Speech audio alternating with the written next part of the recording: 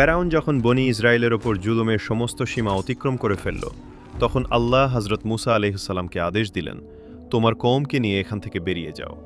আল্লাহর আদেশে হজরত মুসা আলাইহিসসালাম রাতের শেষ প্রহরে তার কওমকে নিয়ে মিশর ছেড়ে বেরিয়ে পড়লেন। সকালবেলা যখন ফেরাউন খবর পেল যে মুসা তার কওম নিয়ে পালিয়ে গেছেন, সে রাগে ফেটে পড়ল। ফেরাউন তার বিশাল সেনাবাহিনী নিয়ে তাদের পিছু ধাওয়া করল।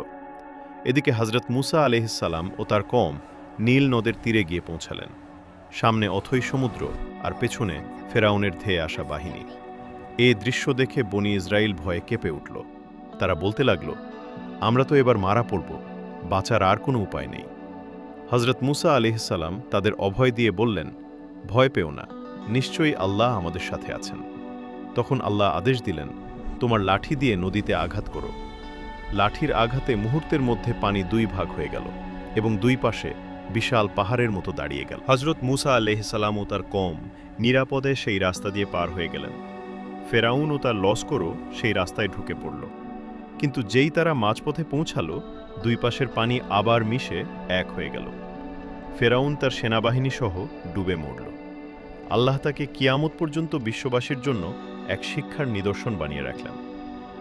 ভিডিওটি ভালো লাগলে চ্যানেলটি সাবস্ক্রাইব করুন এবং কমেন্টে লিখুন আল্লাহু আকবার।